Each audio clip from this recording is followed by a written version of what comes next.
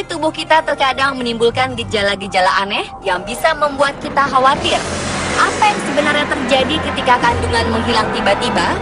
Atau fakta bahwa tubuh kita menjadi lebam dan biru ketika bangun dari tidur? Benarkah hal ini merupakan campur tangan makhluk tak kasat mata? Sayangnya, karena kurangnya pengetahuan, berbagai gejala aneh ini sering diartikan sebagai sebuah peristiwa supranatural. Keadaan ini sebenarnya bisa dijelaskan secara ilmiah oleh para ilmuwan. Seperti apa penjelasannya? Inilah fakta dan mitos supranatural dalam tubuh manusia.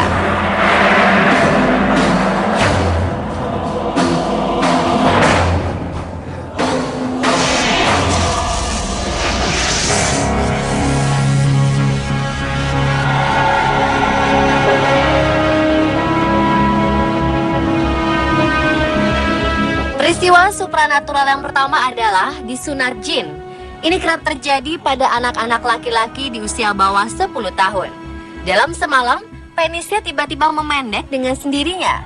Karena fenomena ini, banyak mitos yang berkembang di masyarakat bahwa jin membawa anak ke alam mereka untuk disunat. Sang anak tidak merasakan sakit apapun karena disunat di alam jin. Bahkan beberapa masyarakat percaya bahwa anak yang disunat jin memiliki hasrat seksual yang besar. Namun menurut ilmu kedokteran, fenomena ini disebut parafimosis. Penis anak tiba-tiba memendek sendiri seperti habis disunat karena kulit penisnya tertarik ke belakang karena hal-hal tertentu. Bisa karena ereksi atau karena anak memainkannya. Jadi bukan karena disunat jin. Bagi yang beragama Islam, dokter tetap menyarankan sang anak agar disunat jika waktunya tiba.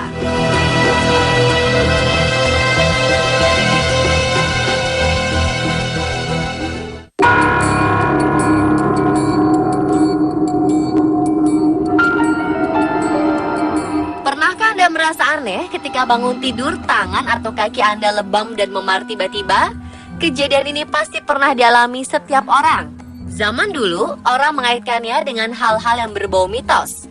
Ada yang bilang memar dan lebam pada tubuh itu karena dijilat atau dicubit setan. Ternyata, peristiwa ini bukan merupakan sebuah peristiwa mistis. Para dokter menyebutnya purpura simplex atau penggumpalan darah akibat pecahnya dinding pembuluh darah. Biasanya terjadi di tungkai kaki atau lengan. Penyebabnya bisa banyak hal, stres, dan kelelahan adalah faktor utama.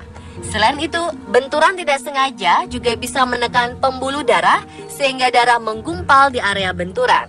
Untuk yang usianya di atas 50 tahun, pembuluh darah semakin lama semakin tipis, jadi mudah sekali pecah. Ini juga bisa menyebabkan badan menjadi terlihat lebam atau memar.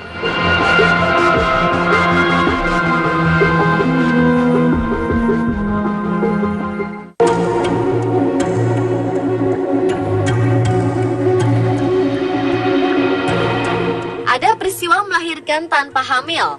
Ada pula peristiwa kandungan menghilang tiba-tiba. Setelah merasakan kehamilan 9 bulan, tiba-tiba janin yang ada di dalam kandungan sang ibu hilang. Ini pernah terjadi pada seorang wanita di Gunung Kidul. Sontak seluruh penduduk geger dan menyangka bahwa janin sang ibu dicuri oleh makhluk gaib. Kasus janin hilang dalam kandungan disebut dengan istilah pseudocyesis di dunia kedokteran. Bahasa yang lebih sederhana disebut hamil semu. Hamil semu biasanya terjadi pada pasangan yang sangat mengharapkan kehadiran anak dalam keluarga. Perempuan yang mengalami pseudocyesis mengalami hal-hal yang sama dengan orang hamil normal. Dia tidak mengalami menstruasi, perut membesar, tes urin positif hamil. Namun nyatanya dia tidak hamil karena tidak ada janin dalam perutnya.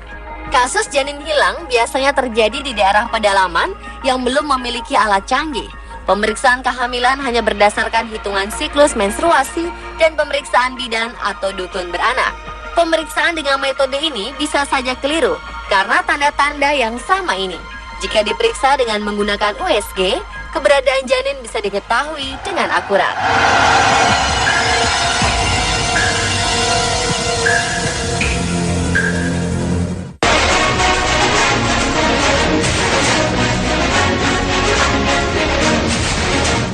Pertunjukan ilmu kebal, banyak orang menyangka ilmu kebal yang didapat dari orang-orang ini adalah ilmu hitam, atau ada juga yang percaya jika orang-orang ini kemasukan roh-roh yang membuat mereka menjadi kebal terhadap senjata.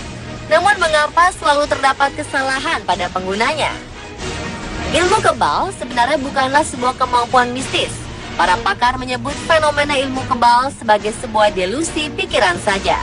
Pengajar ilmu kebal setiap hari memberikan sugesti kepada muridnya bahwa tubuh mereka bisa kebal terhadap rasa sakit jika berpuasa dan melakukan ritual-ritual tertentu. Sebenarnya syarat ini hanyalah sugesti agar pelaku ilmu kebal percaya bahwa mereka bisa melawan rasa sakit. Hal ini pun bisa dipahami oleh otak mereka dan memerintahkan tubuh mereka untuk tidak sakit terhadap aksi yang ditimpakan ke tubuh. Makanya para pengajar selalu menekankan muridnya agar tidak pamer terhadap ilmu kebal. Karena jika konsentrasi hilang, maka dia akan merasakan sakitnya. Kasus-kasus kegagalan ketika beraksi juga menandakan bahwa sebenarnya tidak ada makhluk halus yang hinggap di tubuh mereka.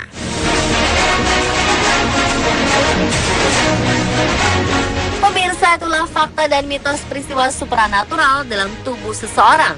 Minimnya pengetahuan dan sosialisasi bisa membuat pemahaman masyarakat menjadi cenderung ke arah mistis.